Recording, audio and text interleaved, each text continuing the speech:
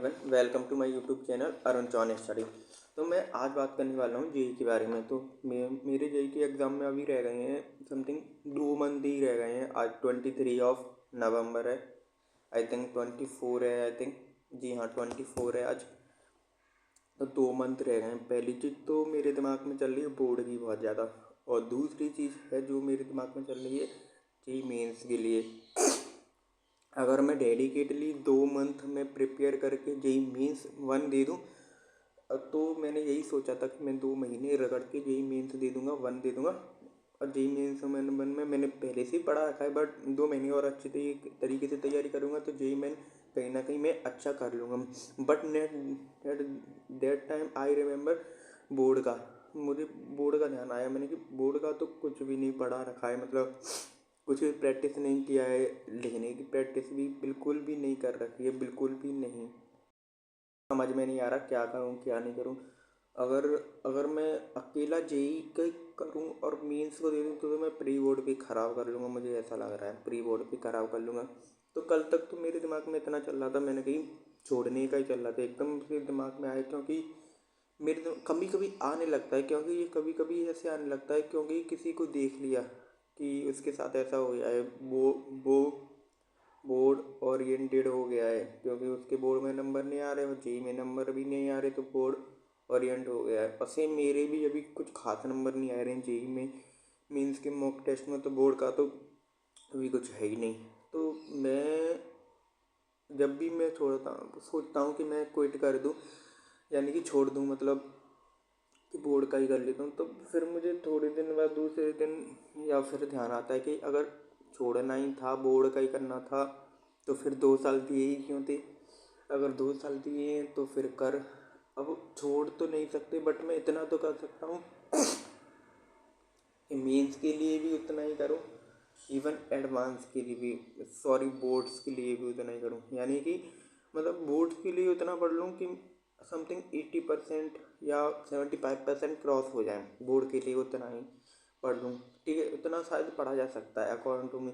और दूसरा कि जेई मेंस पे फोकस करते हैं अभी, क्योंकि इस टाइम पे बहुत बच्चे जो हैं बोर्ड ओरिएंट हो गए हैं, जो कि अच्छा कंपटीशन कर सकते थे फर्स्ट जेई मेंस में, बट वो बच्चे क्या हो गए हैं, वो बोर्ड ओरिएंट हो गए हैं, मुझे ऐसा लगता है। तो मतलब रिस्क तो ज़रूरी है, यानी कि क्योंकि सेकंड जो अटेम्प्ट आएगा दैट इज़ अप्रैल अटेम्प्ट, उसमें तो कंपटीशन बहुत ज़्यादा होगा, ड्रॉपर के बच्चे होंगे जो बोर्ड के लिए, अब फिर बोर्ड भी ख़त्म हो गया होगा, तो वो चीज़ें उसमें बहुत ज़्यादा कंपटीशन होगा।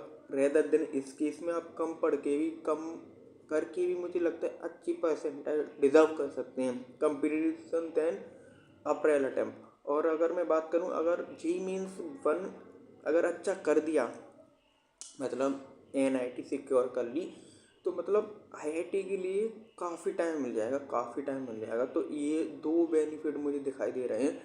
और दूसरी तीसरी बात, वैसे भी बोर्ड का जो पेपर है 1 महीना चलेंगे, समथिंग जो 17 फरवरी से चालू हो रहे हैं, समथिंग 11 मार्च तक चल रहे हैं, तो मतलब समथिंग 1 महीना ही मान लो, मुझे तो ऐसा ही दिख रहा है 1 महीने तक चलेंगे। तो उनके बीच में भी तो बोर्ड का पढ़ा जा सकता है, क्योंकि बहुत बहुत दिन के गैप है, शायद 10 दिन के गैप दिए गए हैं कुछ पेपर में, कुछ 5 के दिए गए हैं, कुछ 3-4 के दिए गए हैं। तो मुझे लगता है उनमें भी फिर थोड़ा बोर्ड का जेई का भी पढ़ा जा सकता है, दोनों में वो मैनेज करना पड़ेगा। But now that time 2 month में क्या करना है मुझे, मैं सोच रहा हूँ मुझे बस इतना करना है कि प्री बोर्ड जब होंगे, अब क्या है प्री बोर्ड होने वाले होंगे 10-15 दिन में जो भी है, तो मुझे बस इतना करना है कि बोर्ड के लिए मतलब इतना पढ़ लेना है कि मतलब समथिंग कि अभी इतना पढ़ लो कि मतलब पास या उससे ज़्यादा 50% इतने तो आ जाएं, क्योंकि फिर और गैप डे में आराम से इतनी परसेंट तो बढ़ जाएगी, और उनको अच्छी तरीके से रिवाइज कर लिए।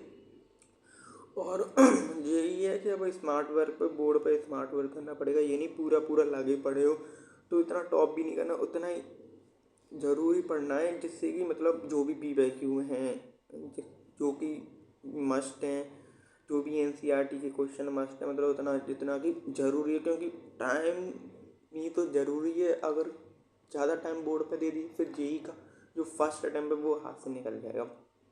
तो यही बात है, बस मैं यही सोच रहा हूँ।